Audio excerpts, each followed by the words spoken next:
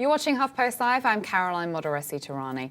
In November, Rolling Stone magazine published A Rape on Campus, a brutal assault and struggle for justice at UVA.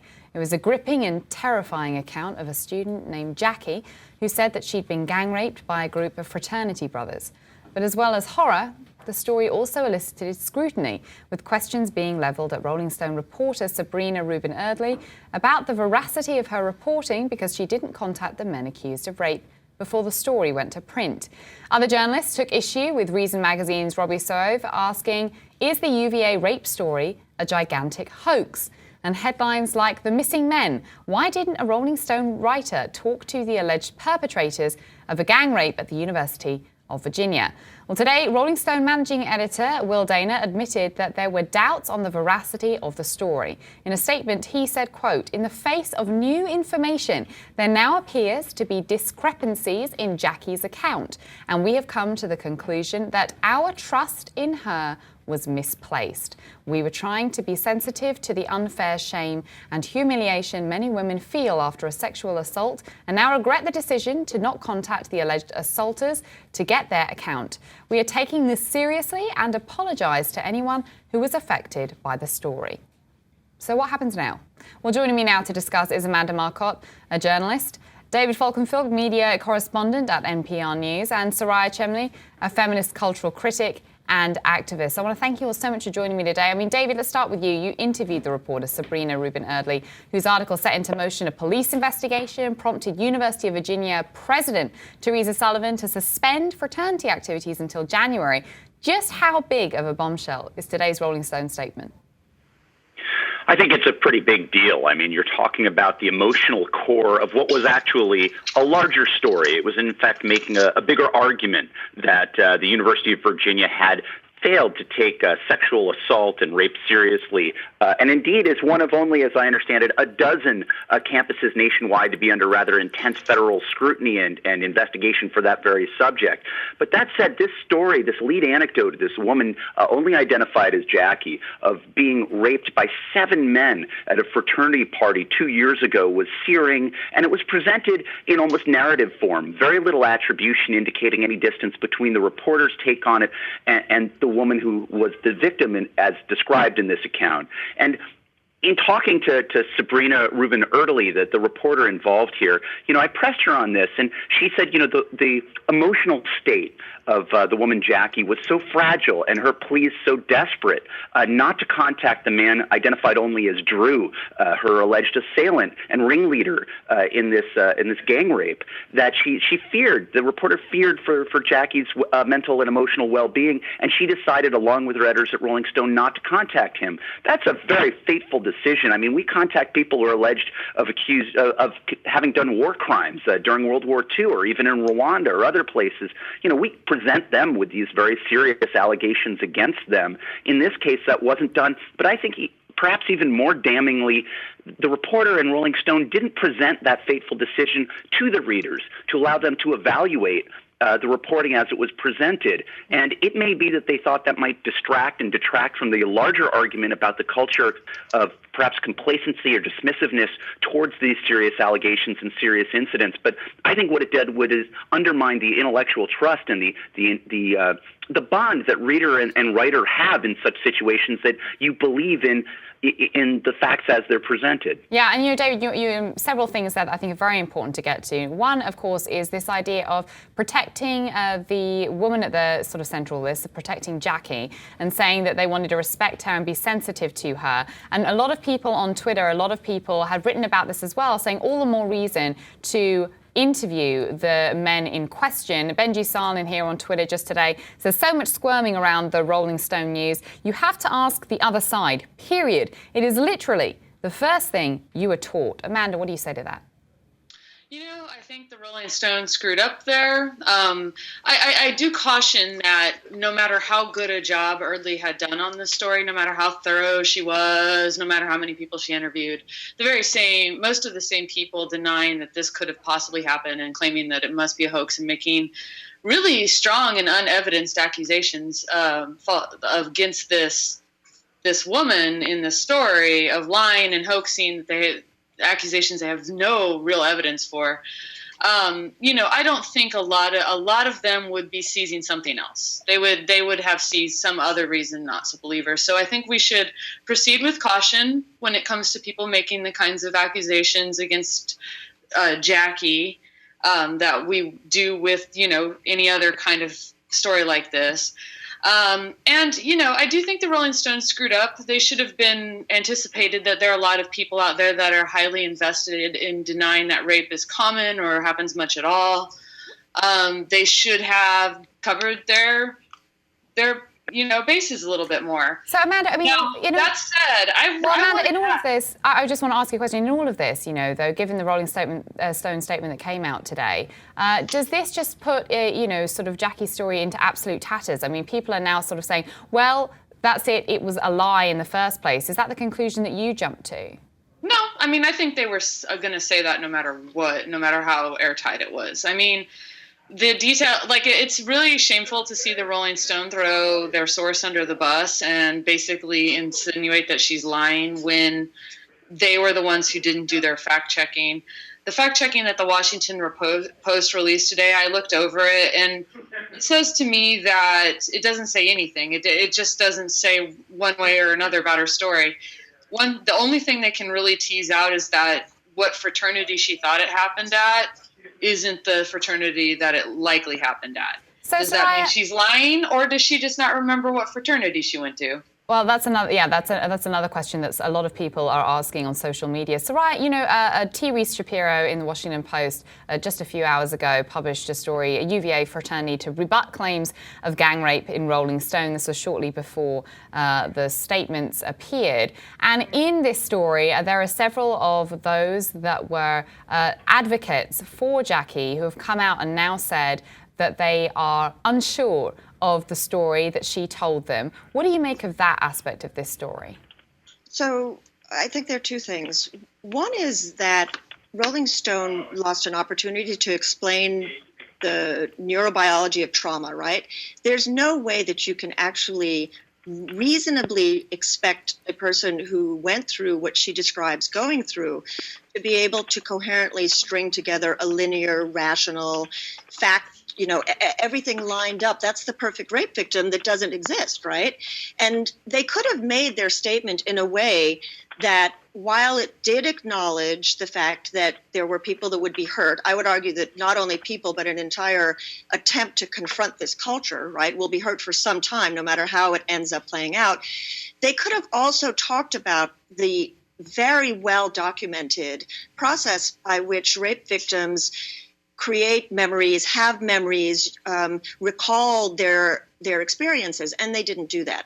So what I see when I hear, she's inconsistent, or maybe she has the wrong fraternity, isn't a repudiation of the truth of her story. It's actually sort of a confirmation of what could reasonably expected. Now, Rolling Stone hasn't really talked about that. They haven't acknowledged that. They haven't talked about, as Amanda pointed out, the fact that they didn't do the fact-checking. And I have to say, Soraya, to agree with your point, Roxane Gay on Twitter recently put out, what Rolling Stone has done is ensure that victims will continue to stay silent, and followed up with, victims have to be unassailable. Rapists, meanwhile, are free to be whatever. Now, I want to get to some of the important points that just emerged today, and one of which is Phi Kappa Psi, the fraternity in question, released a statement today saying that it has been cooperating fully with the Charlottesville Police Department, and that, quote, we continue to be shocked by the allegations and saddened by this story. We have no knowledge of these alleged attacks being committed at our house or by our members. Anyone who commits any form of sexual assault, whether or wherever or whenever, should be identified and brought to justice. And the statement also added, moreover, no ritualized sexual assault is part of our pledging or initiation process. This notion is vile, and we vehemently refute this claim. David, in a Slate podcast, Hannah Rosen actually interviewed Erdely and asked her about the reporting. You did too. Were there serious red flags that should have led to this story being at least put on ice before it was printed, so that some of this extra reporting, and some people just sort of say normal reporting, could have been done? Yeah, I think that, it's understandable. I mean, look, I covered higher ed for 6 years. I've written one way or another about rape for the first time, I think, in around 1990 or 1989. And these issues are very real. But, there's a larger tension between truth and fact. And it may well be that somebody in a traumatic circumstance doesn't remember the specifics quite accurately. And that's fine to report out. It's not fine not to report it out. It's not fine to sort of decide, out of due deference, because I care about her, I'm going to publish this, but I'm not going to go all the way to ensure that the facts are nailed down, or I'm not going to be very, very clear with readers what I do or don't know. If you listen to my former Baltimore Sun colleague Sarah Koenig on the Serial podcast, she's very clear throughout in trying to recreate whether or not a man jailed for murdering his high school girlfriend actually did the crime. She's very clear what she knows, what she doesn't know, what she hopes to know. In this case, a narrative was presented almost as solid, cemented fact. It was her narrative, her version of events. And, the word narrative is almost taken over in both politics and journalism. And what it really means is it's a story. It's a tale. It's one person's perspective or account. What it's not is a nailed down version of effects. And there was a woman lower down in the story who was herself raped, or at least has presented herself as a victim of rape, is also just graduated and is an advocate for rape victims. Her account of her rape and how the administration treated her was very carefully attributed, sentence by sentence, paragraph by paragraph. And the difference in the way the two elements was handled was very real. It may be that somebody was raped and gets the name of fraternity wrong, but the number of discrepancies that have emerged, I think, are at minimum lead us to believe, even if the larger truth is real, the facts in this case have not been pinned down, so then, are David, not clear. And I think it does damage to the cause of people who are using it to argue it rather than arguing on the basis of other instances. Sure, and my question to that then, I guess, is where should the scrutiny be now? Because, Rolling Stone, they put out this statement, a note to our readers, and then a short while ago, Jessica Valenti tweeted out at Rolling Stone, the quote, "Our trust in her was misplaced." That was paraphrasing Rolling Stone's statement. And she continues, "Kudos on throwing this young woman under the bus for your failures, assholes." Dave, what do you think? I mean, was it wrong of Rolling Stone to say that, to say our trust in her was misplaced, referring to Jackie, without perhaps looking at their own reporting? Well, absolutely. I think there are two things wrong with the sentence, one of which is it's the passive voice. Trust was misplaced. They put their faith, and not just trust, but their faith in a source who, for whatever reason, has offered a version of accounts that cannot be entirely backed up. There have been a number of people that said she's been thrown under the bus. You can argue that. I certainly think that Rolling Stone should have thought to themselves, if we can't name her and put her name by it because she's not comfortable with it, if we can't name and at least go to the young man who's been accused of being the ringleader and ask him these questions, it's not soup yet. It's not done yet. We're not ready to publish this story. And even if we think we need to publish this story, we just don't have it. And that happens in journalists. At times, grown-ups have to decide that as much as they believe in a story and want it, they don't have it yet. And you pull back the throttle. That didn't happen here. Yeah. And I think that was a grievous mistake. Amanda, what do you think about that? I mean, just how much damage do you think this has done? I mean, a serious amount of damage. I mean, the problem here is that it's being almost turned into like a received wisdom that this rape didn't happen, and rape apologists are all over this, and they want this to be the next Duke Lacrosse even, and the facts are getting even more and more lost in the weeds.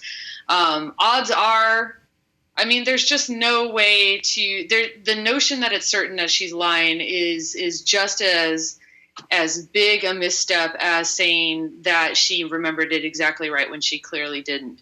I mean, it's really, really frustrating to me. And the other thing that's really frustrating about this is that it's all doing exactly what it was intended to do, which is to distract from the larger question of why rape complaints like this are not getting thoroughly investigated at universities. And, I must point out that if it had been more thoroughly investigated, perhaps we would have more facts about what actually happened. Well, I've got another tweet here from Cocky McSwugzolt, who says, people love to say, why don't rape victims come forward? It's because no one ever fucking believes rape victims. Thanks, at Rolling Stone. Soraya, what do you think?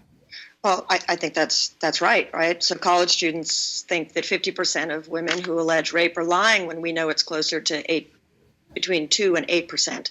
And so we have this mythology that women lie. So it's never actually a he said, she said situation, because that suggests some kind of cultural equivalence and credibility that we just don't enjoy.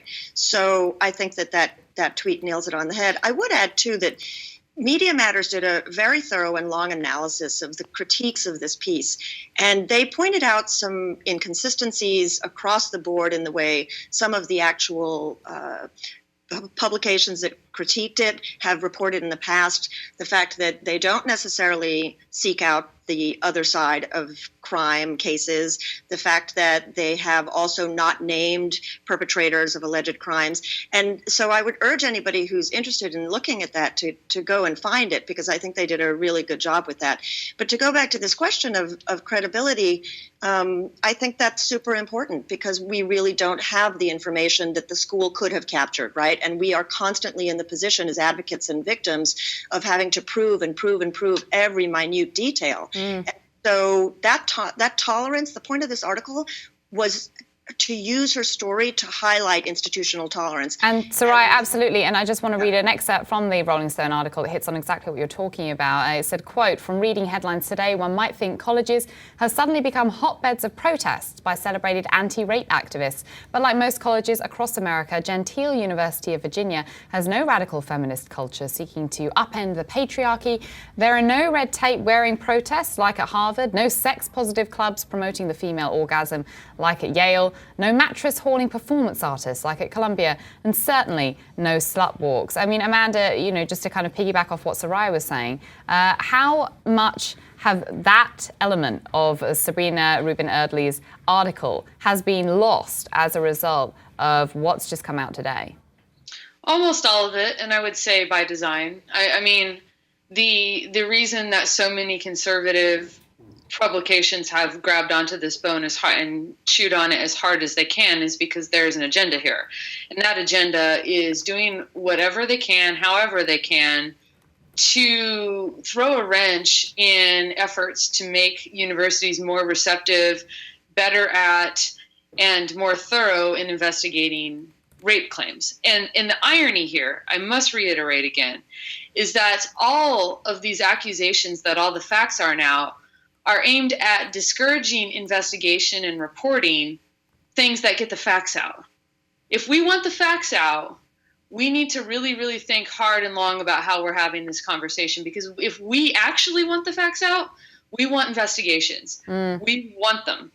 Right. Well, and David, I want to ask you this question because a lot of people have been commenting. Paul G says, to what extent will action be able to be taken by the university or the fraternity against Jackie or the Rolling Stone? Is this the way to make unsupported allegations without legal repercussions? Clearly, UVA and the fraternity have been damaged. And another one here from Emily Tess-Katz, who asks, similarly, what does our panel think will be the repercussions for Sabrina and Rolling Stone mag? Can UVA or the frat sue? Obviously, David, I know you're not a lawyer, but what do you make of that? Well, look, I think nobody comes out of this looking good. I'm going to say again, UVA is in very select company to be under very tough scrutiny from the feds for their handling of this issue. It's a serious one, and it's a real one. But there's this tension, not in all cases, but in this moment between truth and facts. Amanda says, that the criticism is driven with an agenda. Well, I'm sure a lot of the criticism is driven with an agenda. Some of it. But not all of it. It seems to me that when we look at this, as was true with allegations against, in the Benghazi case for CBS, some of that was ideologically driven, but it turned out that CBS was relying on a source who, in that case, appears to have been proven to have intentionally lied about his key count. Similarly, when CBS a decade ago dealt with allegations against President Bush and his service record, a lot of the criticism of 60 Minutes 2 was based on ideological opposition to Dan Rather and also to the allegations against then President Bush. But I got to tell you, journalistically, what was done at that time wasn't sound, and CBS had to take its lumps. What I'm saying is, in this instance, even if some of the criticism is ideological, as a journalist and as a media critic, I can tell you that fact is not enough to deflect whatever the reality is, the hard kind of ground reality of what you can show to be the case. And the fact that something... No one's trying to deflect the criticism, though. I mean, everyone here accepts that the Rolling Stones screwed up, I would say. Yeah. I just would like to point out that the discussion's getting derailed.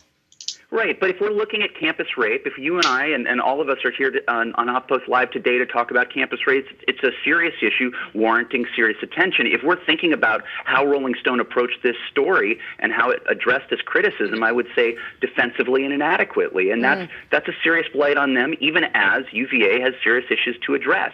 And there's a question of bias in all of this, isn't there? Because Judith Shulevitz, in an article in the New Republic, wrote earlier this week, quote, "If a story plays to rather than challenges your biases, you should subject it to tougher scrutiny. It has become a truism that campus rape has reached epidemic levels. The issue is given unflagging attention in the news, by the White House, and even by Congress.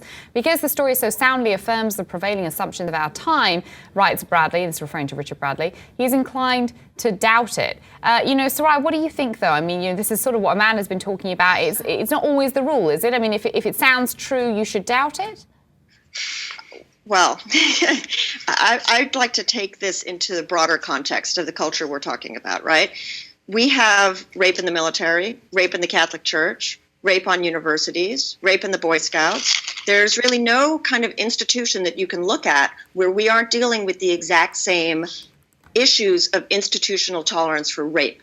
And if you look at it on that level, we know that rape is not going to be solved by colleges, by the military, by these institutions where we see it time and time again, right? It's a function of the structure of these organizations and of the way status works and the way power works. And those are conversations nobody really wants to have. If we keep particularizing this conversation and we focus on UVA and we focus on this frat and we focus on this girl and these 7 boys, we won't actually have those conversations, right? And those are the conversations we really should be having, because in instance after instance after instance, we're seeing the exact same patterns. And the patterns happen to amplify very common rape myths, right? And those rape myths involve the fact that rapists are monsters and they're strangers, and that women have a tendency to lie, and that boys can't be raped, and that powerful people are good guys all the time. I mean, we can go on for days about that. And so the media, overall, the mainstream media, while it has this obligation to look at the truth, has an equal obligation to introspectively consider its complicity, right? And we don't do a whole bunch of that either. Yeah. So we use rape euphemisms, and people are all about objectivity, but they don't take the step back and say, all right, what are my biases? What does my language look like? What is the structure of this story conveying, even if the words aren't?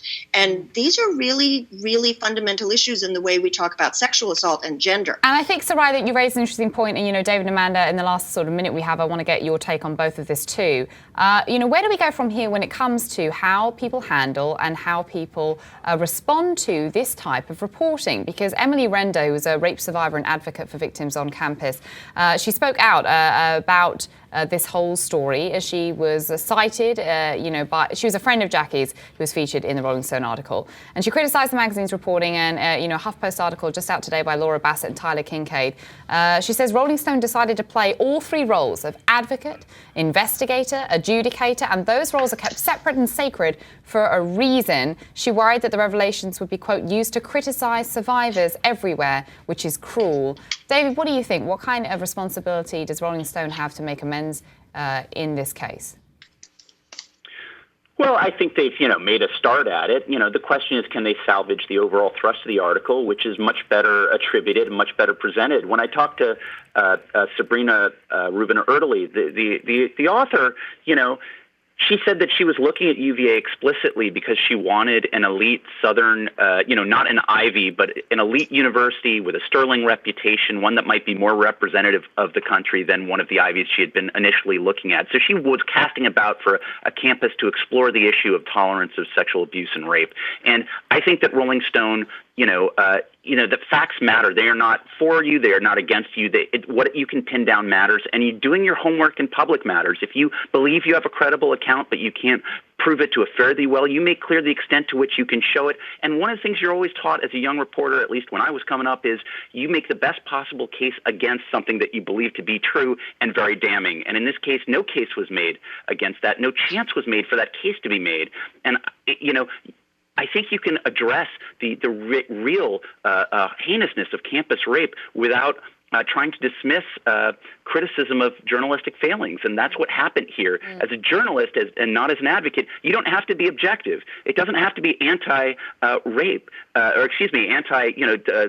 the folks who are advocating for stronger rules on rape to say the facts need to be pinned down. And that's not ideological. And certainly you're not the only one who holds that kind of point of view, David. And Amanda, in the last 30 seconds we have, what's your take on this? I want to caution that nobody is actually saying that the Rolling Stone did a good job here. I would say that the issue, everyone I think agrees that they should have been more thorough. I just would like to point out that when there are ideological biases, we have to remember that there's a very strong and widespread bias to believe that almost all rape victims are lying because they're crazy women. And I think that is a bias that we need to also be skeptical of. Absolutely. And I just want to point out on those final thoughts there, Anthony Fisher on Twitter said, hopefully it won't make public more skeptical, but it should make journalists more careful to question stories they want to believe.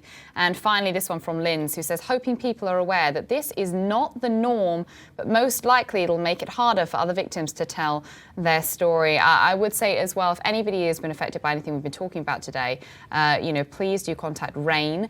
We've put there a link in the resource well below this video player, because as we've all said here, rape happens, rape exists, and this is certainly not a judgment on whether that's the case. But Amanda, David and Sarah, I want to thank you very much for joining us today on HuffPost Live. It's been great to have you guys.